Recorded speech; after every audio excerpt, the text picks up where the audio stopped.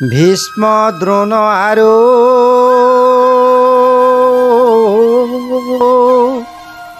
নৃপতি খবৰ সন্মুখত বাসুদেৱ পাৰ্থক উদ্দেশ্যি বুলিলা বচন দেখা কুৰুগণ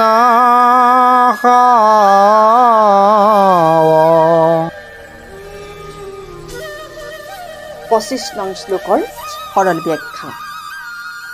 ইয়াৰ আগৰ এটা শ্লোকত আমি পাইছোঁ যে অৰ্জুনে দুষ্ট বুদ্ধিসম্পন্ন দুৰ্যোধনৰ মন্ত্ৰণাত পৰি কুৰুক্ষেত্ৰ সমৰলৈ অহা শত্ৰু সৈন্যসমূহক এবাৰ চাই ল'ব খুজিছে আৰু সেই অনুসৰি ভগৱান শ্ৰীকৃষ্ণয়ো দুয়ো পক্ষৰ মাজত ৰথখন ৰাখি সৈন্যসকলক বিশেষকৈ ভীষ্ম দ্ৰোণ আৰু অন্যান্য ৰজাসকলক ভালকৈ নিৰীক্ষণ কৰি ল'বলৈ কৈছে। কিন্তু এই শ্লোকভাগিত ব্যৱহাৰ কৰা দুটা শব্দ বৰ তাৎপৰ্যপূৰ্ণ। সেই দুটা হ'ল পাৰ্থ আৰু কুৰুসকল। যুদ্ধ এখন আৰম্ভ হ'ব বিচাৰিছে।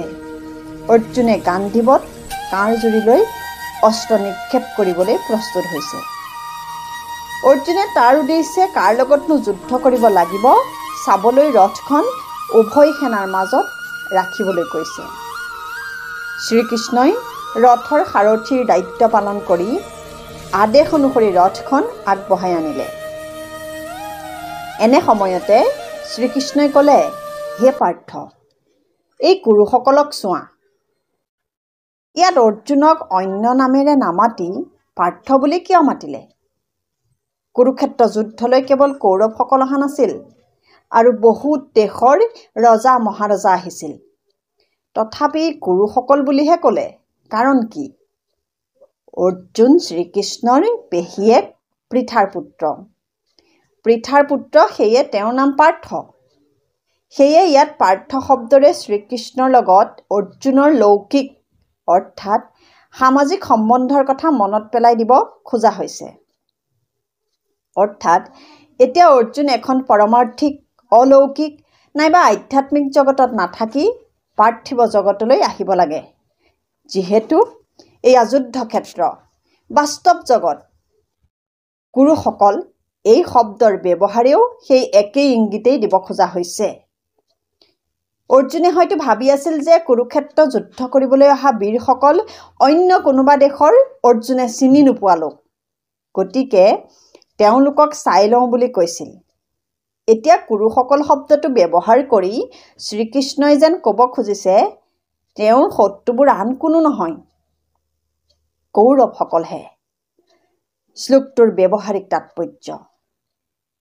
আমি ইতিপূৰ্বে আলোচনা কৰিছিলোঁ যে কুৰুক্ষেত্ৰ যুদ্ধখন হোৱাৰ তিনিটা মূল অনিবাৰ্যতা আছিল।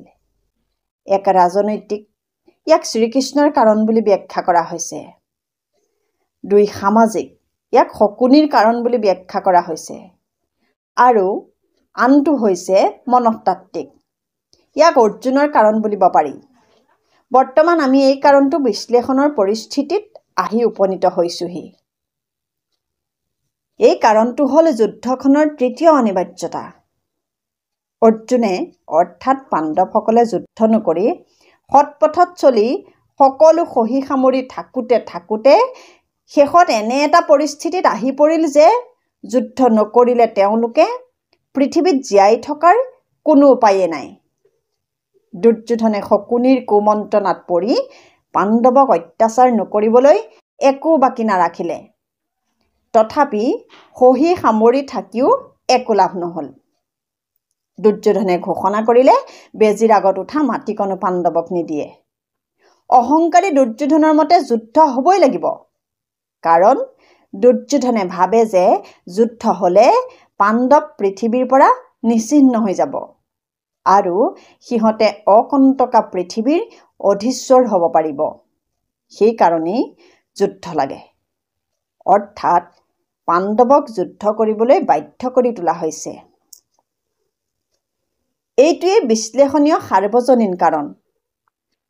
আমি আগতে কৈছোঁ যে গীতাৰ আদৰ্শ প্ৰহ্লাদৰ আদৰ্শ বা দ্ৰৌপদীৰ আদৰ্শৰ লগত নিমিলে। দ্ৰৌপদী বা প্ৰহ্লাদে যুদ্ধ সমৰ্থন নকৰে। তেওঁলোকে ভগৱানক সম্পূৰ্ণ আত্মসমৰ্পণ কৰি দিছে আৰু শেষ মুহূৰ্তত ভগৱানে আহি তেওঁলোকক উদ্ধাৰ কৰিছে। ইয়াত প্ৰহ্লাদ বা দ্ৰৌপদীয়ে অস্ত্ৰ লৈ যুদ্ধ কৰিব লগা হোৱা নাই। কিন্তু গীতাত অৰ্জুনে অস্ত্ৰ লৈ যুদ্ধ কৰিব লগাত পৰিছে। তাকো কৰিছে নিজৰ গুৰু, নিজৰ বংশৰ আত্মীয় স্বজন, বংশৰ সবাতোকৈ শ্ৰদ্ধাৱান বয়োবৃদ্ধজনৰ লগত। অৰ্জুন সঁচাকৈ এই যুদ্ধৰ প্ৰতি আগ্ৰহী আছিল নেকি? অৰ্জুনে ৰাজ্যৰ লোভত, ধন সম্পত্তিৰ আশাত, নাইবা তেওঁলোকৰ ওপৰত কৌৰৱে কৰা অবৰ্ণনীয় অত্যাচাৰবোৰৰ পুতক তুলিবলৈ এই যুদ্ধখন কৰিছিল নেকি? নাই কৰা। তলৰ শ্লোকখিনি আমি ধ্যান দি গুৰুত্ব সহকাৰে পঢ়িব লাগিব, জানিব লাগিব। তেতিয়া আমি বিচাৰি পাম গীতাৰ মূল উদ্দেশ্য কি। আমাৰ জীৱনত আমি কেনেকুৱা পৰিস্থিতিৰ সন্মুখীন হ'ব লগা হ'লে হাতত অস্ত্ৰ লৈ যুদ্ধ কৰিব পাৰিম। আহকচোন এই কথাবোৰ আমি নিম্নোক্ত শ্লোকসমূহৰ পৰা বুজি লওঁ। গতিকে আপোনাসৱে পিছৰ ভিডিঅ'সমূহ পাই থাকিবলৈ আমাৰ চেনেলটো ছাবস্ক্ৰাইব কৰি থ'ব আৰু লাইক, কমেণ্ট, শ্বেয়াৰ কৰিবলৈ নাপাহৰিব।